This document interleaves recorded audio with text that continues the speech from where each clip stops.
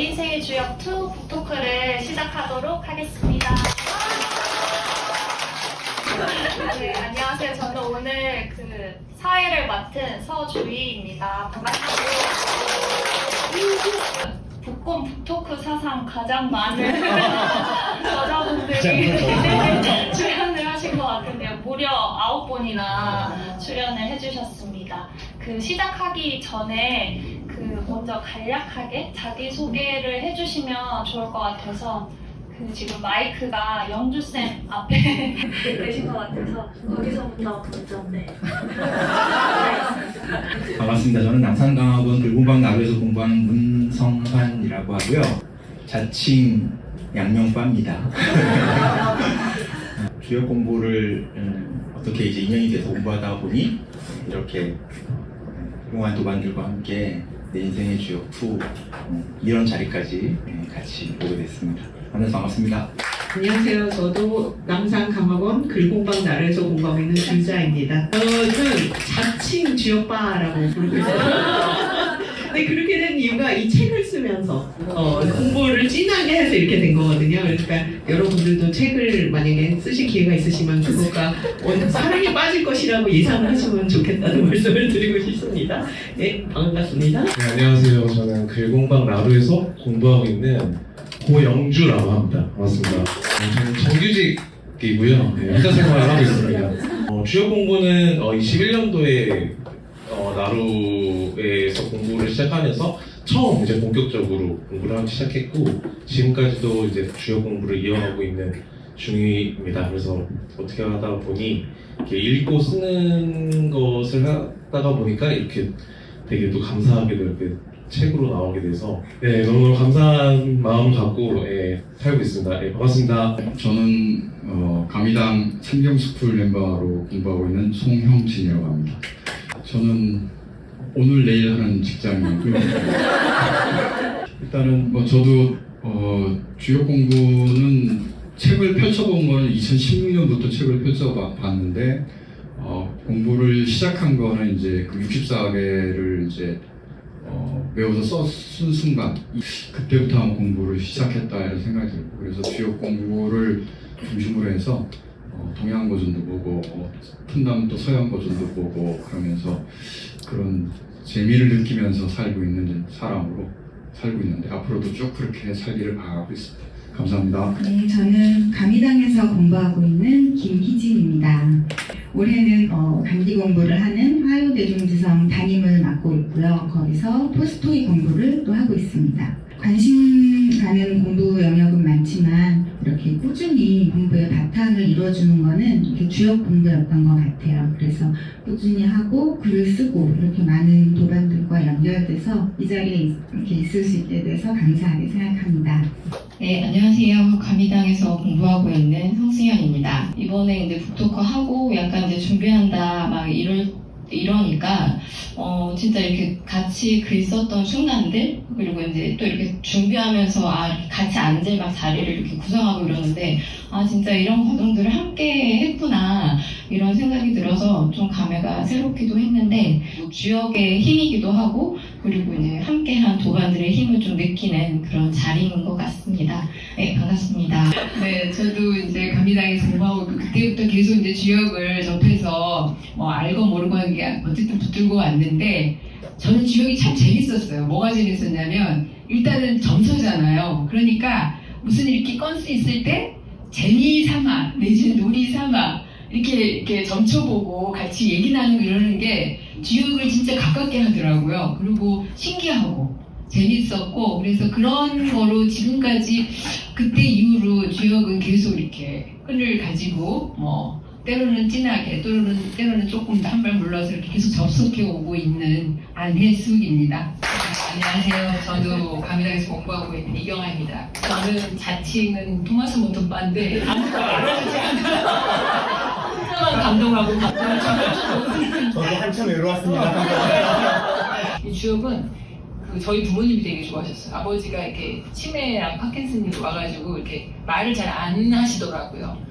가서 아버지한테 이제 같이 외우자. 그래서 제가 원영 이장만 아버지 따라하고 이렇게 해가지고 정말 그 아버지의 치매를 조금만 늦춘 그런 텍스트여가지고 항상 고맙게 여기고 아버지는 제가 주요 공부한다 보니까 와 그렇게 어려운 걸 공부하냐고 다른 공부한다는 때는 뭐 박사도 안 주고 막 그런 거 공부한다는데 그래도 왜 다니냐고 그러시더니 주요 공부한다니까 정말 너무 좋은 공부한다고 막 그러셨어요. 그래서 하여튼 책이 나와가지고 저희 아버지가 제일 기뻐하시더라고요. 이렇게 만나게 돼서 반갑습니다. 예, 안녕하세요. 저는 남산과학원 글공방 나루에서 공부하고 있는 신근영이라고 합니다. 저는 뭐 자칭 뭐라고 해야 되나? 네, 흔히 과학이라고 부르는 자연학을 계속 공부를 하고 있고요.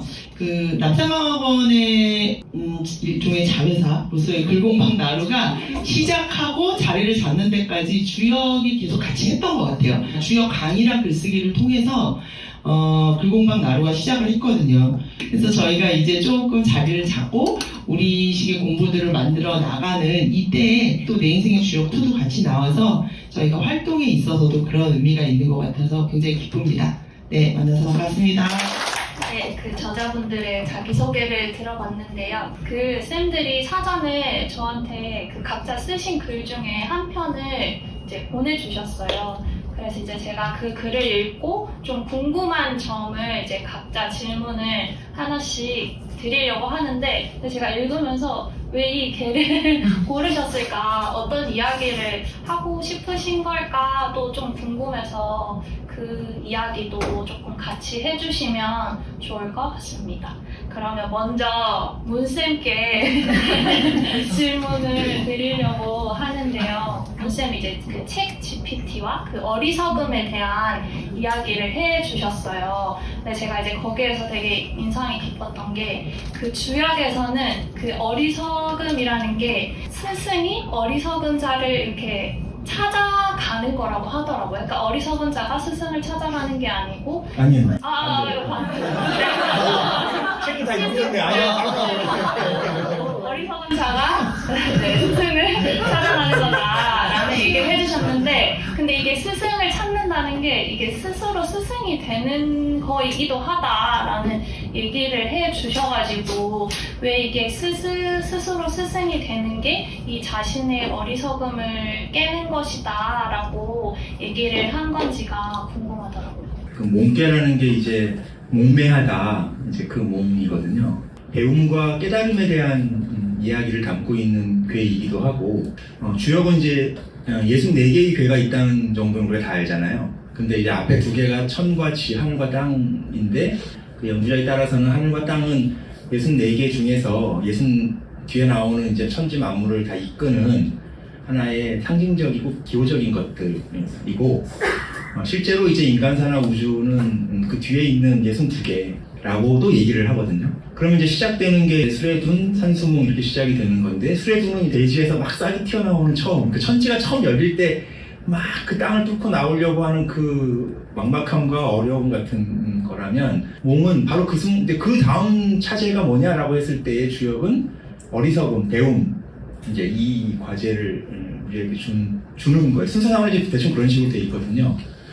근데 제가 이제 이 괴를 공부하면서 되게 재미있게 읽었던 부분이 기본적으로는 이제 전체를 아우르는 이제 괴사에 대한 얘기였는데, 스승이 어리석은 자를 찾아가는 게 아니라 배움이 필요한 사람이 스승을 찾아간다, 이거예요, 쉽게 말하면. 근데 이게 뭐 그럴 수도 있고 아닐 수도 있고, 뭐 어떻게 보면 별거 아닐 수도 있는데, 이 말이 재밌었던 게 이제 이 몽자가 붙은 말 중에 우리가 잘 아는 게 계몽, 이런 말이거든요. 계몽이 이제 몸을 열어준다, 몸을 깨준다라는 건데, 우리한테 계몽의 이미지는 보통 빛을 비추는 자, 스승이나 이런 사람들이 가지고 있는 압도적인 권위라든가 뭐 어떤 이런 것처럼 우리는 보이죠. 그러니까 내가 몸매하면 되게 훌륭한 스승이 나를 쫙 붙여주고, 우리가 가지고 있는 선각자, 계몽가, 지식인들의 이미지가 보통 이런 거였던 것 같아요. 그들 스스로도 그런 식으로 자신들의 그 인물을 많이 자각해서, 그게 나쁘다는 뜻이 아니라 그런 식으로 어떤 시대를 계몽한다라고 하는 의미를 가질 때, 내가 희생해서라도 내가 누군가를 이끌어야지, 뭐 이런 마음들이 되게 많았던 것 같은데, 제가 만난 몽자에서의 그 핵심은 배우는 사람이 스승을 찾아가야 한다라는 얘기였거든요. 이게 일단 굉장히 신선했습니다. 그래서 이제 이 의미가 뭘까 이제 이런 거를 좀 생각을 해봤는데 제가 한참 이제 그 무렵에 챗GPT한테 또 꽂혀 있었어요. 몇 가지 이제 인공지능에 대한 이야기를 이렇게 저렇게 듣다가 인공지능이 주역을 공부하면 어떨까 이런 생각을 했어요. 또 챗GPT 요즘 그 생성형 인공지능의 특징이 정말 그럴듯하게 대답해 주거든요. 그러니까 그 조합들을 가지고 굉장히 그럴듯한 해석인 것 같이 보이는 또는 해석을 우리한테 줄 거라는 생각이 들었어요. 그랬을 때 이제 처음엔 멈칫했고 그 다음에는 그러면 안 될 건 뭐가 있지? 챗GPT가 스승님도 상관은 없겠다. 그 얘기는 무슨 얘기냐면 배움을 구하는 내 마음에 그게 챗GPT면 어떻고 그게 어린아이면 어떻고 그게 누구면 어떻습니까? 이제 이런 마음이 너무 당연한 건데 어느 순간 내가 인공지능, 나도 뭐 인간이 대단해서가 아니라 인공지능의 그 새로운 출현이라고 하는 것에 나름 굉장히 좀 뭔가 이상한 경계를 또 두고 있었구나라는 생각이 들었어요. 그래서 진심으로 인공지능이 그렇게 개발되면 좋겠다라고 오히려 이제 마음을 먹게 됐어요. 근데 그거의 단서가 뭐냐? 문계에 따르면 인공지능이 우리한테 굉장히 좋은 스승과 같은 해석을 해줄 수는 있는데 그 인공지능은 스스로 정말 스승을 찾아 배우고 싶어 하는 인공지능인가? 이제 거기에 마지막 질문이 걸리더라고요. 그러니까 나보다 훨씬 더 훌륭한 대답을 해주는 스승들을 만날 수는 있을 텐데 내가 만나고 싶은 스승이 어떤 스승일까? 그게 챗GPT여도 상관없고 아니어도 상관은 없는데 저는 그 스승이 이왕이면 더 먼저 자기의 부족함을 항상 더 배우려고 하는 스승이기를 바라는 마음이 였던 거죠. 이제 그런 취지로 스승이라고 하는 사람은 결국 스승이 가르쳐주는 그 내용보다는 그 내용 너머의 무엇으로 스승이 되는 게 아닐까. 이거는 그 스승이 가르치는 내용 자체가 별게 아니라는 뜻이 아니라 그게 굉장한 건데 스승으로서 받는 내용은 굉장한 건데 진짜 스승다움이라고 하는 것은 그것이 아닌 데서 시작되는 거라고 주역은 말하고 있는 거 아닐까. 이제 그런 차원에서 스승이 되고자 하는 사람, 즉 자신의 몸매함을 계속 깨우쳐 또는 이제 그걸 찾아가려고 하는 사람, 스승을 찾고자 하는 그런 마음이야말로 진짜 그 어리석음이라고 하는 것 앞에 설 수 있는 마음이 아닐까라고 하는 숙연해지는 다음은 현진쌤께 질문을 드리려고 하는데요. 제가 이번에 처음 알았는데 현진쌤이 공부하신 지가 10년 하고도 1년이 됐다. 근데 이제 그 수레둔 개를 통해서 그동안의 감이당에서의 그런 공부하는 삶이 어땠는지를 이제 좀 돌아보시고 그럼 내가 이제 앞으로는 어떻게 하면 좋을까를 이제 괴를 통해서 살펴보셨는데 근데 그때 이제 형진쌤이 잡으신 방향이 뭔가 내가 어떤 성급하게 그렇게 행동을 하는 게 아니고 지금은 차곡차곡 그 내면을 쌓아가겠다라고 이제 방향을 잡으셨는데 왜 그렇게 방향을 잡으시게 되셨는지가 궁금하더라고요. 그렇게 어렵겠었나요? 괴는 저희가 선택한 게 아니고 뽑았죠.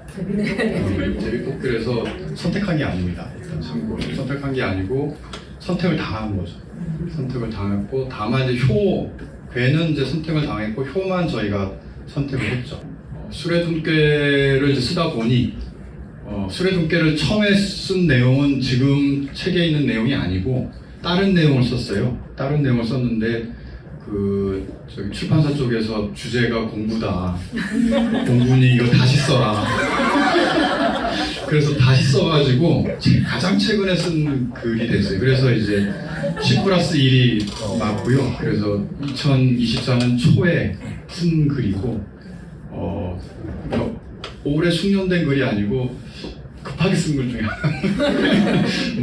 여튼 제가 처음에 이제 이 공부를 시작한 거를 이제 수레둔께 이제 비유를 해가지고 제가 쓰게 됐는데 그게 수레둠께라는 게 아까 문성원 선생님께서 그 말했지만은 이제 천지가 처음 교류해가지고 그 만나는 시기 그거를 이제 그 비렐름이란 분은 이제 영어로 difficulty at the beginning 발음 괜찮았나요? 요새 한참 비렐름을 공부하고 있긴 한데 여튼 그 시작할 때 어떤 어려움 이렇게 저 번역이 될 수 있을 거 아니에요? 그러니까 시작할 때 다 어렵잖아요. 처음 시작할 때. 그러니까 이 행사가 처음 시작될 때도 살짝 어려웠는데 누군가가 이제 분위기를 풀어주면서 조금씩 편해지고 있는 게 느껴지기 시작하는 게 있잖아요. 더 어려워지면. 하여튼 학기 초에는 뭔가 이렇게 서먹서먹하잖아요. 뭔가 학기가 시작될 때. 근데 어느 정도 지나면은 조금 이렇게 분위기가 좀 달라지는데 요새 토요조 이렇게 들어가 보면 1학기 때하고 2학기 때하고 분위기가 확 달라져 있거든요. 그 사람들 간의 어떤 이런 것들이. 여튼 1학기 때 어떤 이런 분위기인 것 같아요. 그 시작할 때 어려움이라는 건. 그러니까 그럴 때 어떻게 해야 되는지에 대해서 이렇게 나오는 거거든요. 그러니까 둔께의 괴사를 보면 원형, 리정, 물령, 유유왕, 비건우 크게 형통할 수 있고 바르게 하면 이롭고 어딜 가지 말아야 되고 리건우 제후를 세우는 게 이롭다. 그러니까 여기서 제후는 이제 도와줄 사람, 조력자를 세우는 게 이롭다. 뭐 이런 뜻이거든요. 그러니까 딱 와닿죠. 그죠? 이 어려운 시기에 어디 막 나대면 안 돼요. 막 그죠? 어려운 시기에 나대거나 막 이렇게 까불까불 하거나 이러면은 찍히죠 바로. 아, 저 이상한 놈이다 쟤. 그죠? 그리고 이 어려울 때 도와주는 사람이 있죠. 매니저가 있죠, 그죠? 매니저가 있고 튜터가 있고 그런 이제 헬퍼가 있죠, 그죠? 도와주는 사람이. 그게 이제 둔께가 갖고 있는 괴사의 의미예요. 제가 마음을 열면서 그러니까 여러 가지 서양 철학에는 스피노자 때문에 마음을 열기 시작하고 동양에는 양명과 동의보감과 그 다음에 이제 그 공자 이렇게 하면서 이제 이 공부를 이제 마음을 열면서 하기 시작했죠. 그러면서 이제 이분들이 나의 리건우다, 나의 조력자들이다 이렇게 생각을 하게 됐어요. 그러고 10년을 보낸 것 같아요. 근데 이제 어느 순간이 딱 되면서 11년 차가 올해가 딱 됐는데 이제 그 공부를 이제 어떻게 해야 되지? 이제 이런 생각이 드는 거죠. 올해. 그냥 하면 되지. 그냥 그것도 이렇게 새삼스럽게 생각하나 이렇게 했는데 근데 우리가 또 주역을 좀 공부한 사람이잖아요. 주역의 10년은 가장 큰 수이면서 완성된 수예요. 11이라는 수가 안 나와요. 그죠? 지우 10년, 이렇게 이런 식으로 10년, 3년 아니면 10년 이렇게 나와요. 그래서 10년에서 끊어지면 그 다음 해가 이제 새롭게 시작해야 되겠다라는 의연중에 그런 생각이 들어서 새로 시작하는 마음으로 공부를 해야 되겠다 이런 생각이 들었는데 그러면서 이제 들었던 생각이 이제 그 수레둔께의 사묘가 증농무, 유입, 우림중, 군작의 불효사, 왕민이에요. 사슴을 쫓아가는데 사냥터지기, 그러니까 사냥터에 도움을 줄 만한 사람 없이 쫓아갔다가 숲풀에 자기가 갇히는 꼴이에요. 근데 군자는 그러지 않아요. 군자는 그런 낌새가 보이면 그 사슴을 버리죠. 버리는데 그러지 않은 사람들은 계속 고집하다 보면 부끄러운 일을 당한다. 뭐 이런 뜻이에요, 대충. 그래서 한마디로 이제 경거망동할 수 있는 거죠. 그래서 이제 한마디로 정리를 하면 이게 공부를 좀 오래 하면은 두 가지가 있는 것 같아요. 그러니까 첫 번째가 익숙해졌어요. 많은 것들이 익숙해져. 뭘 얘기해도 들어본 것 같아. 그러면 아는 것 같아. 그러면서 쓱 지나가는 경향이 좀 있어요. 익숙해지면서 알려고 하지 않아. 그럴 수 있어요. 그거를 제가 볼 때는 이 공부 오래 한 사람들의 경거망동인 것 같다라는 좀 생각이 좀 들었어요. 그래서 그러지 말아야 되겠다. 이렇게 첫 마음으로 이렇게 알려고 하고 좀 새롭게 좀 보려고 하고 그래야 되겠다. 이런 생각을 하면서 사묘를 생각하면서 글을 썼습니다. 네, 여기까지 하겠습니다. 다음은 승현쌤께 질문을 드리려고 하는데요. 이제 글에서는 이게 정신 공부가 이제 되어 있지 않은 상태에서는 그러니까 사주명리를 공부하든 아니면 내가 다른 걸 배우든 그러니까 나뿐만 아니라 이게 타인한테도 되게 위태로운 상황을 만들 수가 있다라고 이제 얘기를 해 주셨는데 그럼 왜 이 정신 공부를 이렇게 먼저 해야 하는지 그리고 그 홀로 정신 공부를 한다라고 얘기를 해 주셨는데 그걸 좀 어떻게 하는 건지를 좀 더 이제 이야기를 들어보고 싶습니다. 제가 이제 천택리교를 이제 쓸 때가 제가 이제 사주명리도 저도 이제 학인으로 이제 배울 때가 있잖아요. 근데 이제 그때는 이제 막 튜터도 하고 강의 준비도 하고 이런 때였기 때문에 천택리교를 보면서 딱 사주명리를 공부하는 사람들의 마음 이런 것들이 좀 떠올랐어요. 호랑이 꼬리를 밟아도 물리지 않는 그 마음이 어떻게 생길 수 있는가, 어떻게 훈련할 수 있는가 이런 것들을 좀 생각해 볼 수 있을 것 같아서 되게 이제 재미있게 접근해서 이제 썼는데. 주역을 또 생각해보면 그런 얘기 우리 이제 하잖아요. 분자가 아니면 점을 쳐서는 안 된다. 이렇게 얘기하는데 사주명리도 그런 얘기를 하거든요. 처음에는 응명탐구로 이제 시작을 하지만 결국은 이제 뭐 돌을 깨우쳐야 되는 거로 가는구나. 어쨌든 우리가 그 주역을 공부한다는 거 그리고 사주명리를 공부한다는 것은 자기 마음이 다르지 않은 상태에서는 시작해서도 안 되고 또 이제 그런 마음을 훈련하겠다는 마음 작심 없이는 또 이제 접근하기 굉장히 어려운 우리의 고전이다 이런 생각이 들어요. 제가 사주명리를 이제 공부를 시작할 때도 이게 이제 그 기름의 마음에서 벗어나기가 너무 힘든 거예요. 이제 어떻게 하면 좋을까?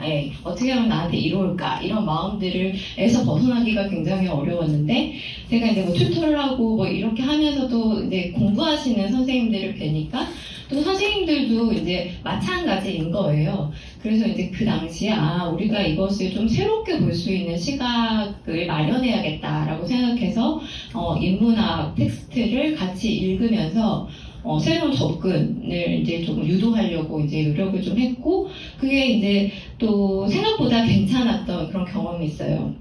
근데 이제 이 괴에서 이제 보시면 그 2호하고 3호 그리고 제가 이제 꼽은 개는 2호인데 2호는 어쨌든 학계에서 중앙에 있고 굉장히 이제 중심을 잘 잡고 있는 괴예요.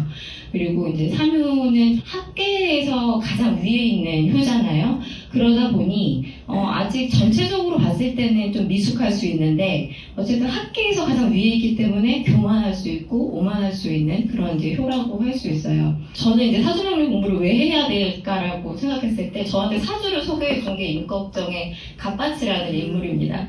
거기에서 이제 사주명리를 공부하는 두 사람이 나와요. 갑바치와 김륜이 나오는데 그게 바로 이제 2호와 3호를 딱 이렇게 대변해주는 그런 모습을 보이거든요. 그래서 이제 뭐 갑바치 같은 경우는 사주를 너무 잘 보는 사람이지만 그걸로 이제 사람의 운명을 이렇게 갖고 놀려는 생각이 없고 자기 운명조차도 이제 거기에 휘둘리지 않으면서 나한테 오는 어떤 뭐랄까 우발적인 어떤 삶 이런 것까지 끌어안아야 돼. 약간 이런 어떤 마음을 준다면 김용 같은 경우는 이제 그걸로 내 욕망을 채우고 그걸로써 이제 사람들의 마음을 휘어잡으려고 하고 이제 그러다가 결국 모함도 받고 임금을 방자하다가 이제 처참한 결말을 맞이하죠.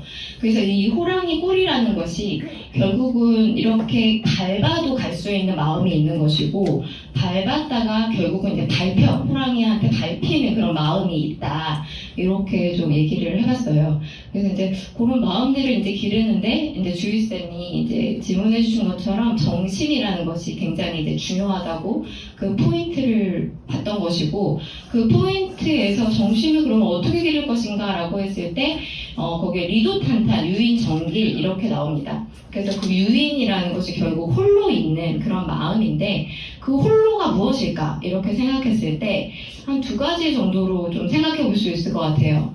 우선 이제 하나는 그냥 그야말로 거리두기라고 할 수 있어요. 어쨌든 내가 가지고 있는 욕망, 내가 누군가를 사랑하는 마음조차 그런 거에서 거리를 두지 않았을 때에는 어쨌든 우리는 기본적으로 이제 그 좋고 나쁨, 시비 이런 것들에 휘둘리기 때문에 그 거리두기가 이제 필요하다. 그것이 이제 홀로 할 수 있다라는 생각을 했고 그리고 이제 두 번째로는 소유불처럼 혼자서 가라라는 말이 있잖아요. 그러니까 이제 우리가 다 같이 가죠. 다 같이 가기는 하는데 그것을 깨달을 수 있는 건 어쨌든 혼자 하는 것 같아요. 그 거리두기를 누가 알겠어요. 옆에 있는 사람이. 그래서 이제 그것에 있어서 그 홀로 정진해야 한다는 어떤 그런 뜻을 조금 내포하고 있지 않은가?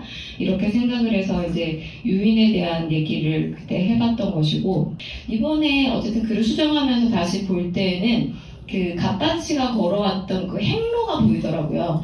그러니까 이제 인간에 대한 탐구로부터 시작해서 결국 나중에는 병의 대사가 되어서 이제 성불하는 그런 여정을 겪어가거든요. 그래서 진짜 사주명리를 공부한다는 게 뭐 나에 대한 탐구일 수도 있고 타인에 대한 인간에 대한 탐구일 텐데 그것으로부터 시작해서 결국은 이제 깨달음으로 가는 이 길이구나. 이거를 홍명희 선생님은 알고 쓰신 걸까? 하여튼 이런 생각이 이제 들 정도로 그 여정이 이제 또 이제 내가 밟아가는 그런 길이기도 하고 제가 지향하는 길이기도 해서 또 새롭게 굉장히 감명 깊게 만날 수 있었던 그런 기회였던 것 같습니다. 네. 네, 그 해숙쌤께서는 그 나를 본다는 것에 대해서 이제 이야기를 해주셨는데, 근데 진짜 이게 나를 보고 잘 안다는 게 진짜 너무 어렵다는 생각이 많이 드는데요. 그런데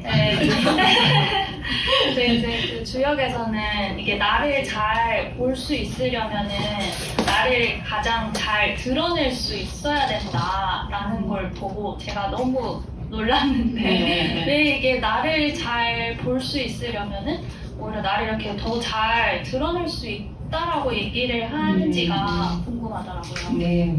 저는 여기 이제 그 감리당에 처음 공부하러 와가지고 제일 이제 놀랬던 게 우리 여기 오면은 어쨌든 글을 써야 되고 뭔가를 자기를 드러내는 일을 해야 되잖아요. 글 속에서 막 이제 감추려고 하는 것까지 다 드러나지.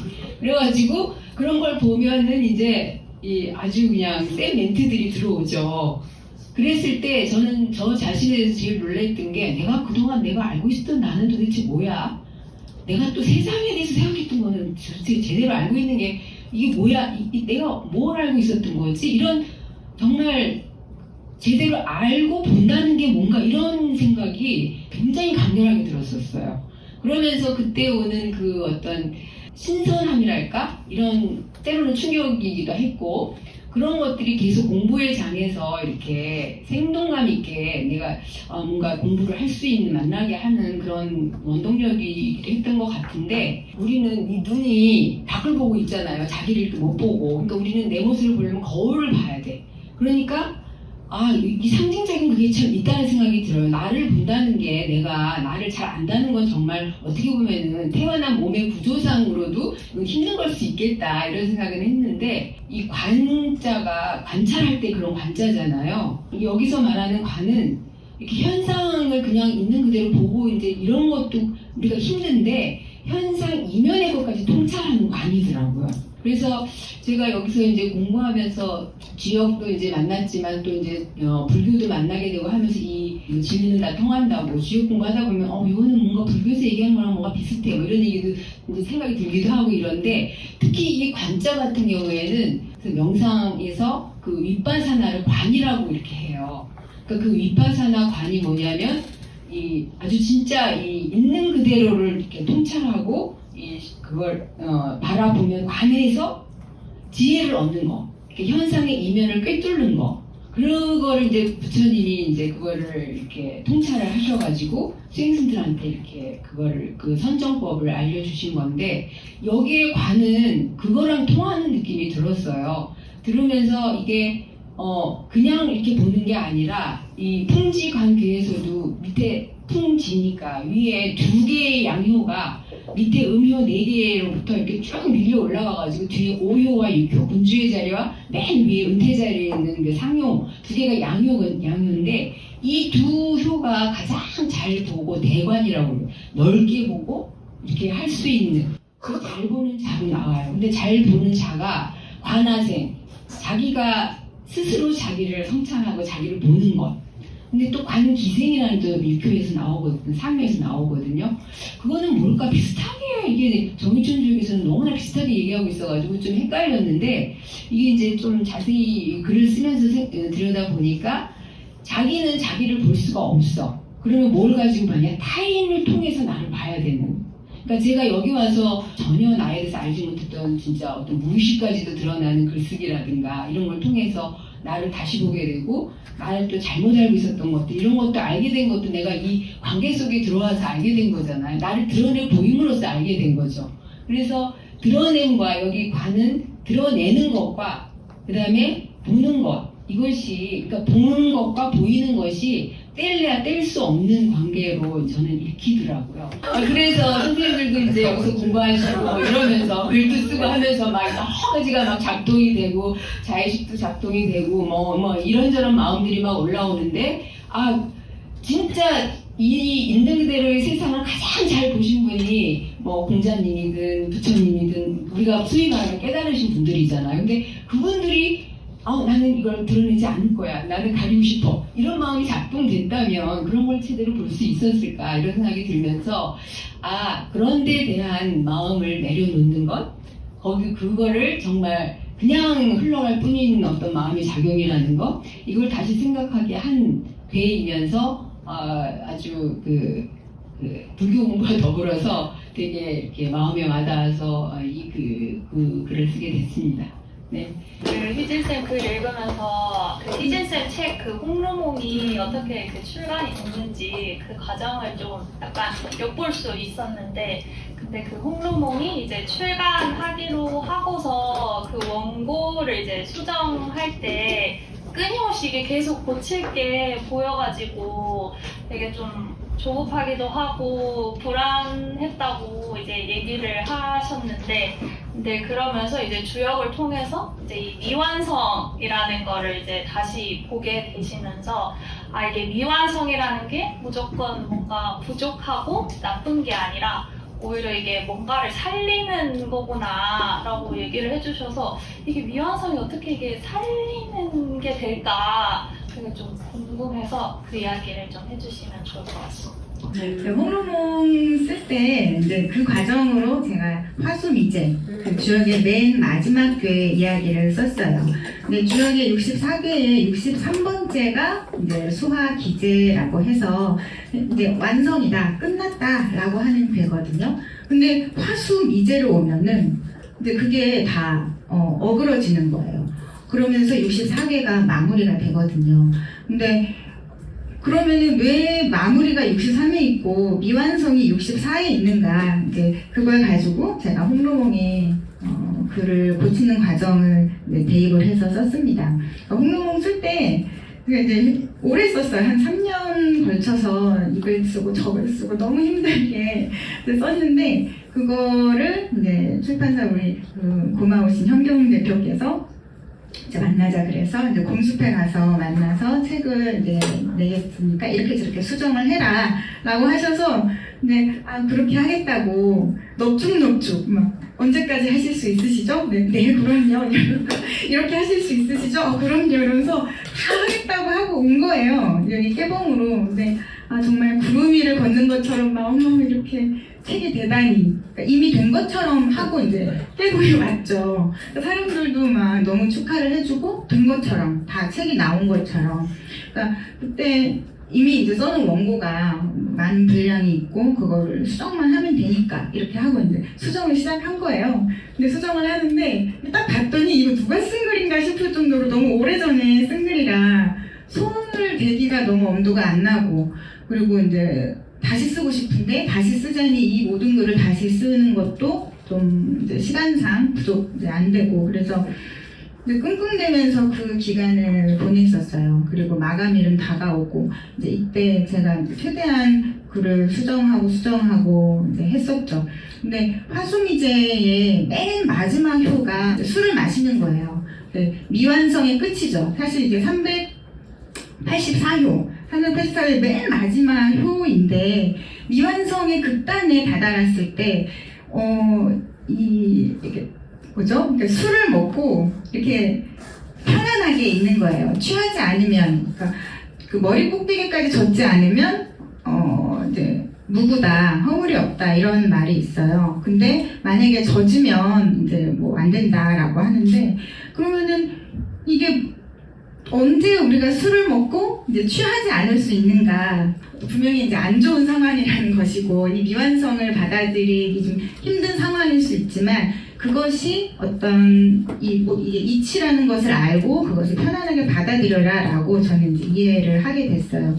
그러면서 이게 우리가 글을 고칠 때 정말 완성을 향해서 우리가 글을 고친다면은 끝이 없겠구나. 내가 완성이라는 그 지점이 어디지? 내 마음에 흡족하게 이 글이 끝나는 순간이 과연 올까? 이렇게 생각이 들면서 사실 이 글을 쓰는 그 순간순간에 내가 최선을 다해서 썼다면 그 모습 그대로 이렇게 세상에 책이 나온다고 해도 그 책을 바라보면서 내가 또 이제 그 약간 이제 미완성이니까 제가 마음에 흡족지 않겠죠? 그러면은 다시 공부를 이어갈 수 있는 어떤 그 이어짐의 시작이 되지 않을까 이런 생각이 들었어요. 근데 그냥쌤 글 읽으면서 궁금했던 게 이렇게 주역에서는 하늘이 위에 있고 땅이 아래에 있으면 이게 제자리에 있는 거니까 되게 안정되고 뭔가 좋은 것 같은데 근데 오히려 그럴 때가 이게 소통이 안 되고 막힌다라고 이제 하시면서 오히려 그게 생명의 동력은 평형이 아니라 비평형이다라고 얘기를 해주셨는데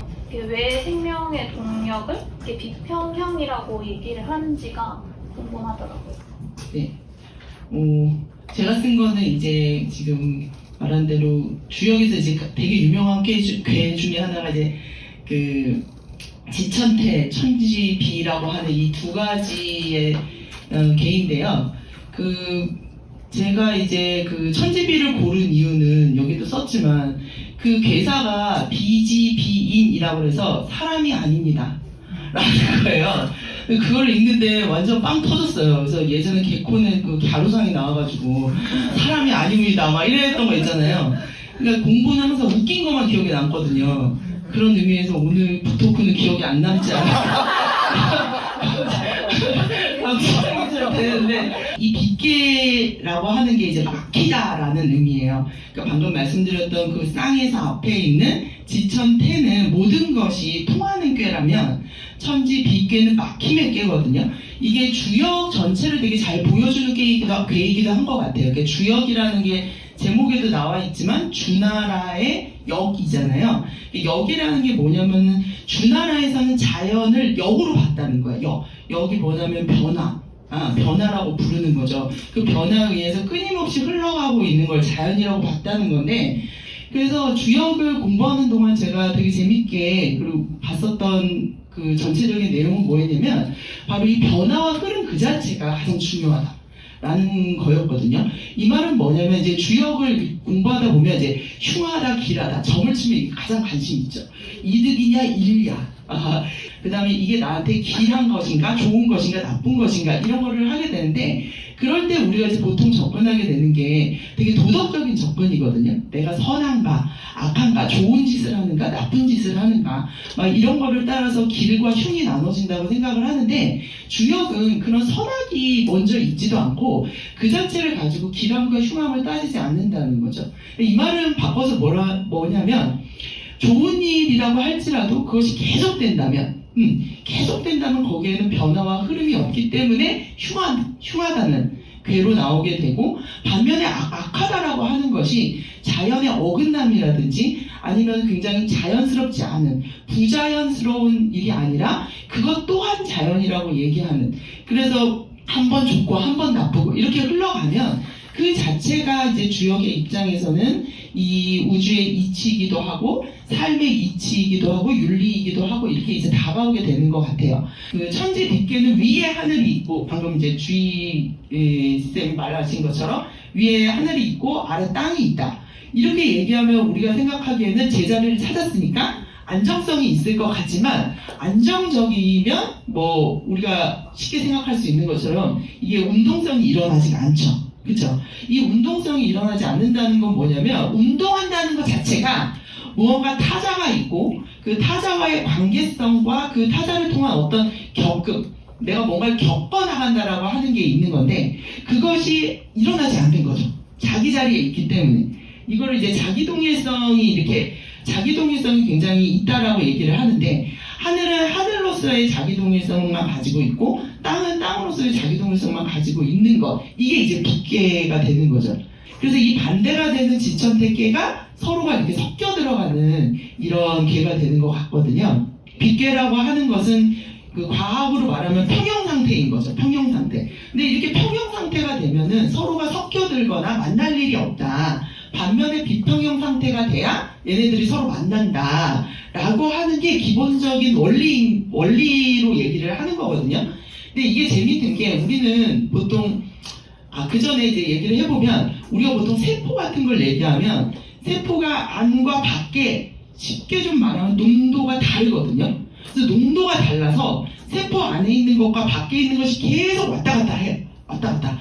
근데 이럴 때 우리가 오해하는 게 뭐냐면 안과 밖이 달라서 얘네들이 왔다 갔다 하는 모습을 볼 때 이거를 계속 평형을 맞추지 못해서 이 평형을 맞추기 못하기 때문에 일어나는 어떤 불완전성으로서의 운동을 많이 보거든요. 근데 주역은 그렇지 않다는 거예요. 우리가 평형을 못 맞추고 있는 게 아니라 생명은 안 맞춰야 생명이라는 거죠. 그게 안 맞기 때문에 서로가 계속 교통할 수 있고 그 교통 때문에 계속 어떤 변화와 운동이 일어난다. 이렇게 보는 거거든요. 그래서 제가 거기 인용했던 그 에리 얀치라고 하는 그 자기 조직하는 우주의 과학자는 이거를 자전거에 비유를 하거든요. 그러니까 자전거는 계속 쓰러지려고 하잖아요.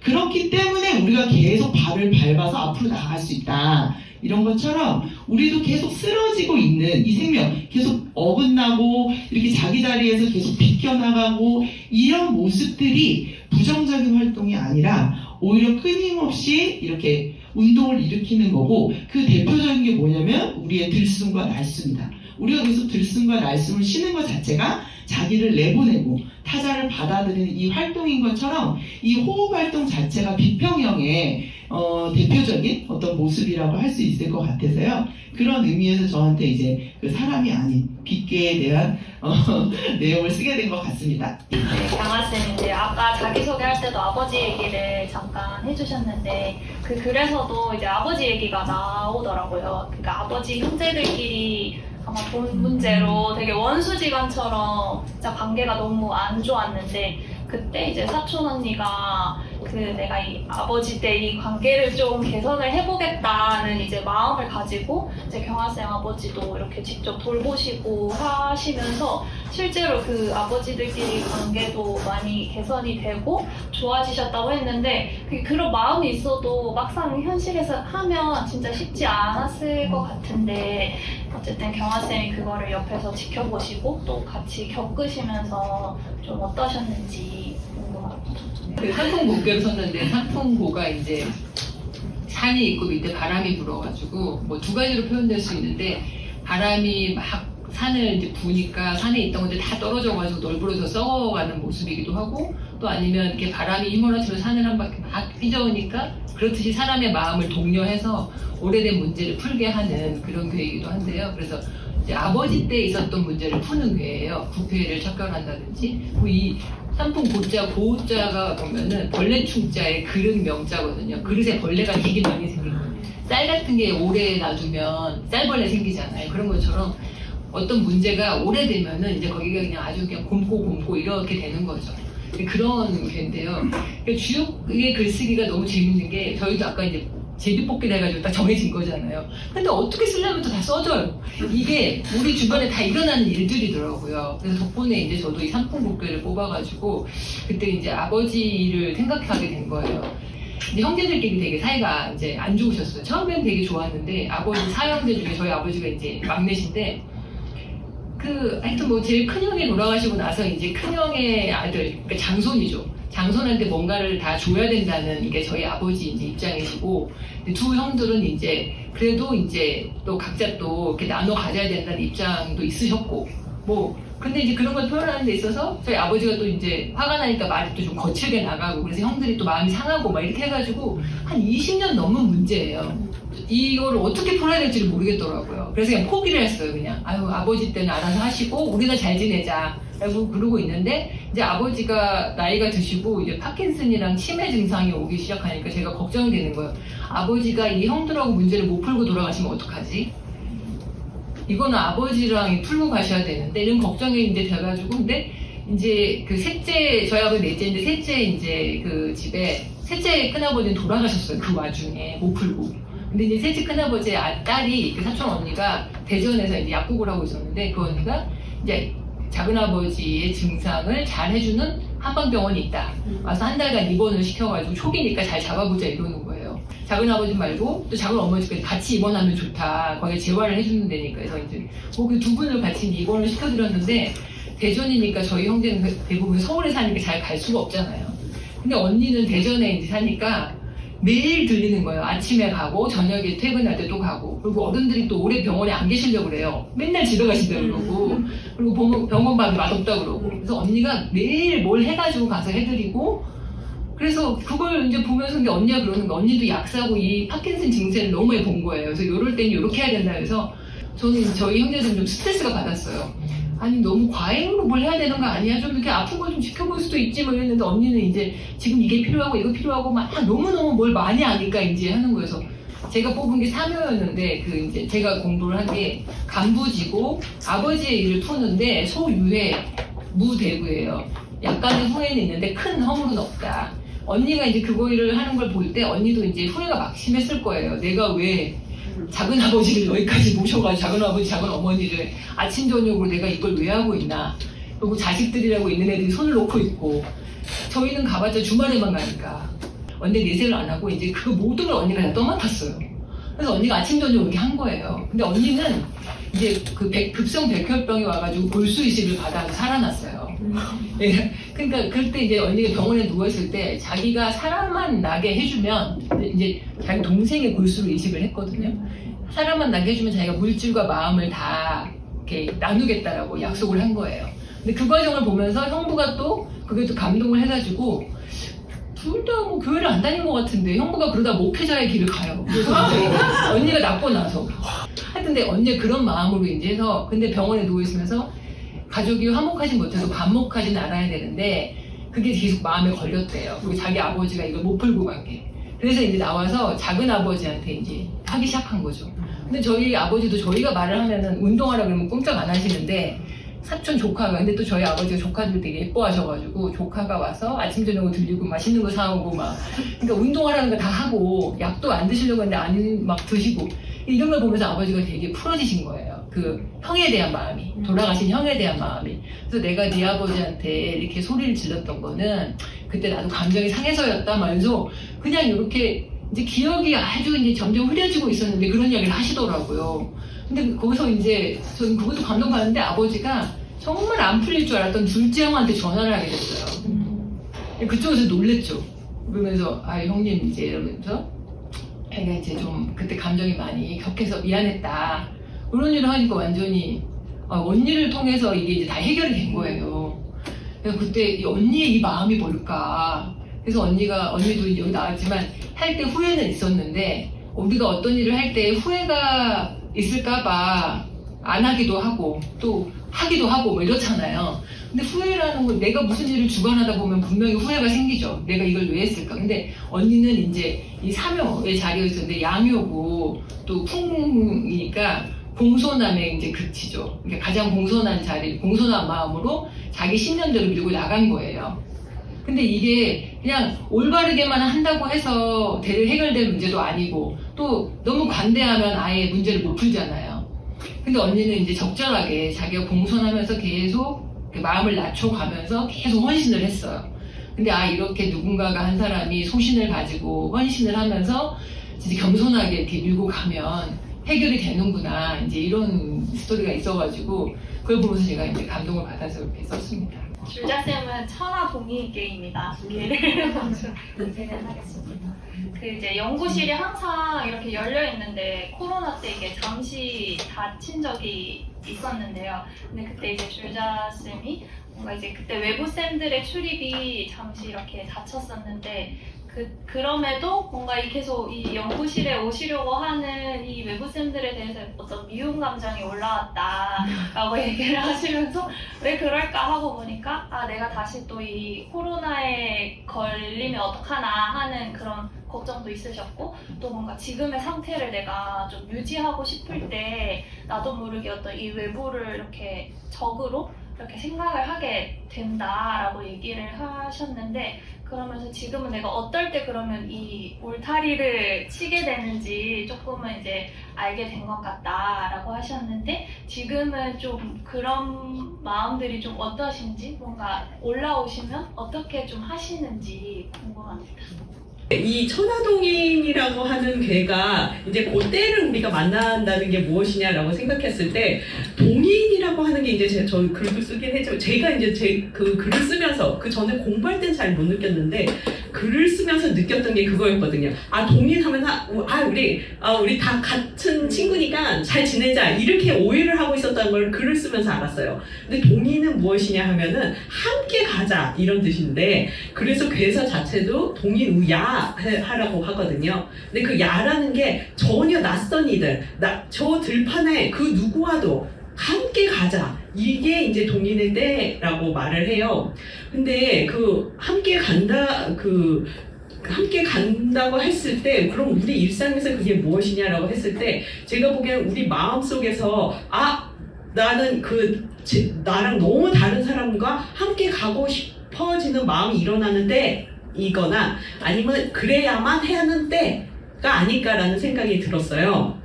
근데 그게 말로는 사실 쉬운데 사실 실제로 만났을 때 그게 되게 어렵잖아요. 그냥 아무것도 아닌 일에 살짝 누군가가 뭔가 이렇게 삐끗할 때마다 이렇게 되는 게 우리 마음인데 그래서 그런지 동인계에는 그 여섯 효들 중에서 제대로 동인을 하는 효가 없어요. 제대로 함께 다른 낯선 이와 함께 갈 수 있는 존재가 없고 대신 너 이렇게 그 효들이 알려주는 거는 너가 이 부분을 지금 잘못하고 있어를 알려준다고 저는 생각하거든요.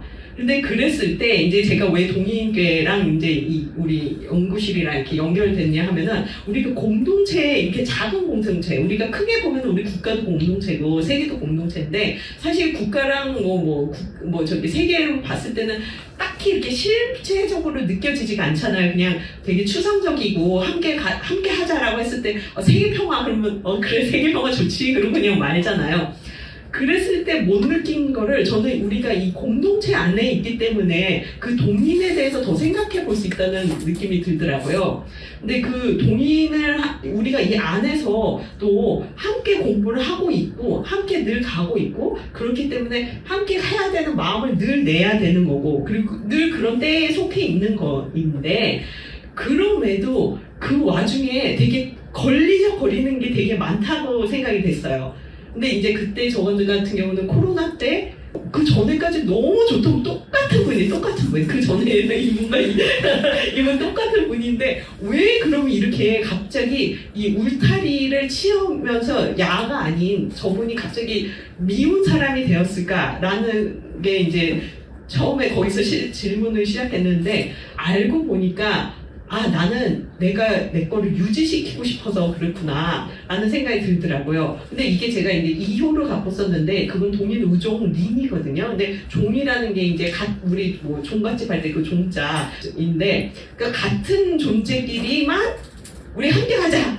그런 것은 창피한 일이다 그랬는데 그 2효가 왜 그렇게 됐나라고 생각했을 때 이 2효가 이 괴 전체의 유일한 음효예요. 그래서 나머지 5 양효가 다 얘랑 같이 함께 하자 그러고 있는데 다른 효들 입장에서는 양효니까 이 음효가 나랑 다른 존재로 느껴질 수도 있고 그러니까 같이 가고 싶은 마음이 들 수 있는데 이 2효가는 왜 그렇게 자기는 저 낯선 애들이랑 다 놀고 싶지 않아 이럴까라고 생각했을 때 얘가 2효기 때문에 중하잖아요. 그럼 보통 2효들은 되게 좋아요. 중하기 때문에. 그러고 난 다음에 원래 음의 자리인데 음이 왔어. 그리고 또 자기 자리 찾았어. 그리고 5효랑 원래 짝꿍인데 짝이 찾았어. 그런데 즉 이 3가지 조건, 이 3가지 조건을 다 갖췄다는 거는 나 여기서 그냥 그대로 있고 싶어. 라는 마음이 가장 잘 올라올 것 같아요. 그래서 우종하고 난 다른 애들 싫어. 이런 마음이 생기는 거 아닐까? 라는 생각이 들었고 그렇기 때문에 저도 그 다른 분들이 이제 막 외부에 계신 분들이 오시려고 했을 때 제가 이렇게 갑자기 울타리를 치게 되는 것도 나 여기서 지금 몸이 이제 겨우 나았어. 나 이제 안 아파. 그리고 여기 우리 세팅이 다 됐어. 우리 이제 이러이러한 윤리를 이제 코로나 기간 동안 이렇게 하기로 했어. 그런데 거기 딱 안정감을 찾았을 때 다른 존재가 들어오는 거 그게 너무 미워지더라고요. 근데 그게 이제 코로나 끝나고 이제 지금 세상에 그러면 지금 우리가 살고 있는 일상에서 그럼 어떻게 되냐라고 했을 때 저도 제가 이렇게 늘 모두 함께 가자라는 마음은 확실히 못 내요. 왜냐면 이렇게 가끔 이렇게 올라와. 근데 그때마다 진짜요. 근데 그럴 때마다 이거는 저 다른 존재들의 문제가 아니라 내가 지금 지금 세팅된 거를 갖고 그게 계속 유지하고 싶은구나. 내가 이것처럼 모든 게 다 잘 돼간다고 내가 믿으니까 그거에서 조금 더 벗어나기 싫은 거구나라는 생각이 들더라고요. 그리고 우리는 지금 이 피부로 늘 함께 할 수밖에 없고, 그 함께 해서 너무 즐거운, 대체적으로 99% 즐겁잖아요. 그 와중에서 그 1%의 그 내가 유지하고 싶은 마음이 올라올 때, 나를 돌아보자. 내가 지금 뭘 고집하고 있는지. 그러니까, 그거를 보면은, 그러면은 그 순간은 이렇게 약간 터져요. 정신 차려. 그래서, 그러면 이제 차리고, 그러면 이제 내가 뭘 고집했는지를 이제 그걸 내려놓으면, 그러면 이제 상대방이, 타자가 되는 거니까, 아까 금용쌤 말씀하신 것처럼, 그게 타자가 있어야지 우리가 사는 거니까, 그 안에서 또 다른 걸 만들어내려고 이제 좀 이렇게 노력을 하게 되는 것 같습니다. 영주쌤입니다. 영주쌤은 청풍구계를 선택을 해주셨는데, 아까도 자기소개할 때 그 회사 정규직 얘기를 하셨는데, 그 팀원들 얘기해주신 게 되게 재밌더라고요. 그러니까 이 자본주의에서 내가 자꾸 일 한탕 하고 싶고, 돈 많이 벌고 싶고, 이런 욕망들이 계속 막 날뛸 때, 영주쌤이 이 마음을 잡아줄 수 있는 게 백수의 삶이다 라고 이제 얘기를 하시면서 이 팀원들이 지혜로운 스승을 만났으면 좋겠다 라고 이 지니TV와 여기 그 네트워크를 추천을 하신다라고 이제 얘기를 하셨는데, 실제로 팀원들에게 추천을 하셨을 때 좀 어떠셨는지가 궁금하더라고요. 일단 그 추천은 한 명한테 해봤어요. 가장 친한 했는데 또 예상대로 별 관심을 보이지 않더라고요. 국계는 만남의 때입니다. 만남의 때이고, 어떤 만남일까? 이 주역에서는 여장한 마음과 처음 만나는 때라고 합니다. 그래서 괴사에서는 그 여장한 마음을 취하지 말아라 라고 이야기를 하고 있는데, 그 여장한 마음이 뭘까? 라고 한다면 주역의 언어로는 약간 소인의 마음, 군자적인 마음과는 좀 반대되는 마음이고, 조급하고 굉장히 사사롭고 약간 이기적이라면 이기적인 그런 마음이라고 할 수 있는데, 그 만남을 취하지 말아야 한다. 그 조급한 마음을 계속 밀고 나가면 이제 초유에도 나와 있듯이 견융, 흉한 것을 보게 될 것이다 이렇게 나와 있는데, 그 여장한 마음의 모습들을 이제 회사에서 제가 경험하고 있는 것들을 좀 담아보려고 했어요. 출근을 하면 일단 좀 티타임을 갖습니다. 이제 아침에 좀 굉장히 공감하시는 것 같아요. 세경쌤.